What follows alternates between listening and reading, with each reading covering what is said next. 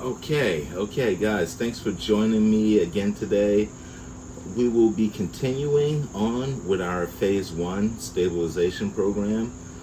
We'll be concentrating on shoulder mobility and activation today. So, really, when we're talking about shoulder stability, we're talking about concentrating on the rotator cuff muscles, making sure we're able to get into a full range of motion, into our external rotation, expanding the chest. That allows for better upper body positioning. So the first thing we're gonna do is some shoulder prep, okay? Just want you to grab a resistance band. Doesn't have to be too tight, mid-range resistance. We wanna go into a reverse grip position, keeping your elbows tight to your body in the 90-degree position with those arms. Close enough so that you can get a full separation when we go into our external rotation. Right here, we're gonna hold that for 10 seconds. And be cognizant of your body position. You don't want your chest to be too high up, rib cage flared out. You want it to be down, engaged in your core, maintaining that proper posture. Right there, 10 seconds. Then we're going to come back in and go into contractions. Right here, get to that full range of motion, really spread out, really get those hands back as far as you can, keeping the elbows tucked in. All right. Okay, so moving along. Now we're keeping the resistance band. We're going with an overhand grip this time. And we're getting our arms into a 45-degree extension. So right about forehead level, okay? Keeping a good posture, arms straight. We're ripping that band apart, bringing it right above the chest so that we can activate those shoulder blades, okay? We want to pinch our shoulder blades together, work the rhomboid muscles, hold on to that good posture, all while we're activating the proper muscles, okay? Right there, 10 seconds, then we're coming back up into contractions. Boom. 10 reps, and bring it back down. Okay, so now the shoulders should be prepped and ready for movement. Now we're gonna go into some more dynamic positioning, still engaging the shoulder muscles, the rotator cuff, the external rotators, which are really the primary role of your infraspinatus muscle. So now we're gonna bring in the core to the game. So not only are we engaging the shoulders, we're also activating the core, getting our entire body ready for movement. Okay? So this next movement, it's just a shoulder tap. So what you want to do, you want to be in a wide base position with your feet, okay? Right here in this full prone push-up position.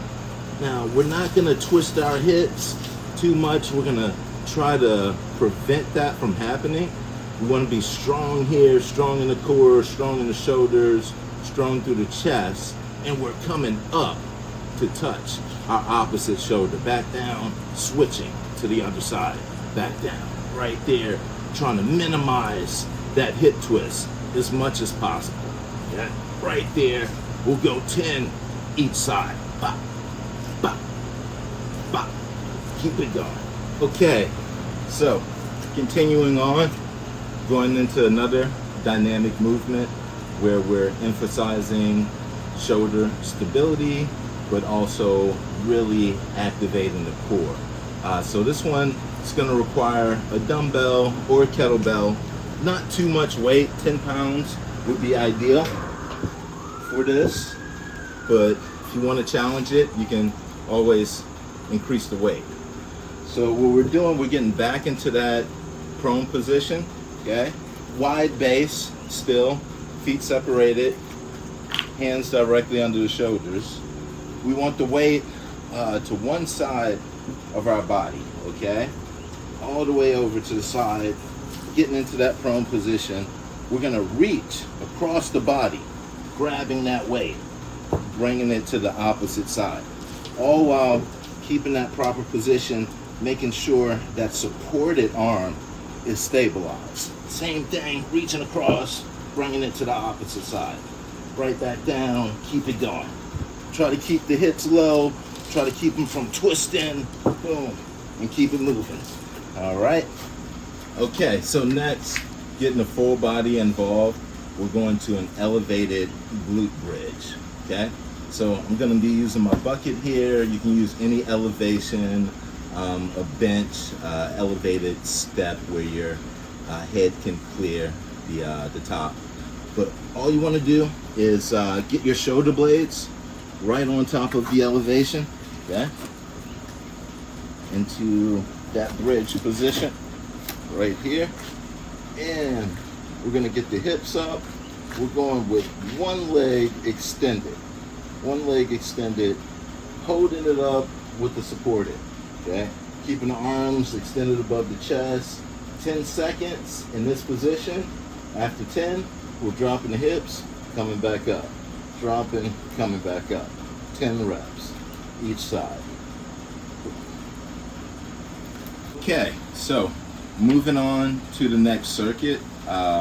What we're gonna do is continue, of course, with the shoulder mobility and activation, but we're gonna do more of a strengthening dynamic movement here. So what we wanna have is 2 dumbbells. Again, doesn't have to be that heavy, 5-10 pounds. We're getting into full extension from the start, right here. Make sure the chest is down. You don't wanna be too rounded off in the back, tight stomach. We're coming down with one arm, back up, coming down with the second, back up, then 2 at a time. So in this position, there's always one arm that's in a stabilization position. We want to encourage that.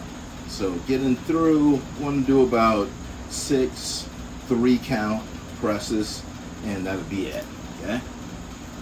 All right, moving on from the shoulder press, we want to go into bird dog row. So here we can perform this on the ground or on an elevation, which makes it a little bit tougher, okay?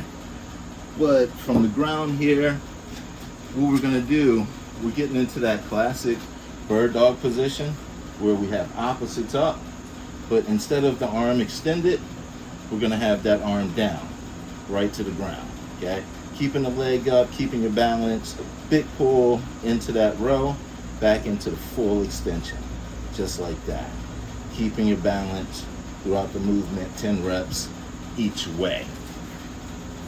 Right after the bird dog row, we go into an elevated side plank. Again, using the bucket here, we're gonna get 2 feet on top of the elevation, elbow right underneath the shoulder, okay? So elbow directly underneath the shoulder, 2 feet on top of the elevation, and we're coming up with the hips. Right here, one hand up, keeping the hips aligned with the shoulders, holding that position for 30 seconds, nice and tight. All right.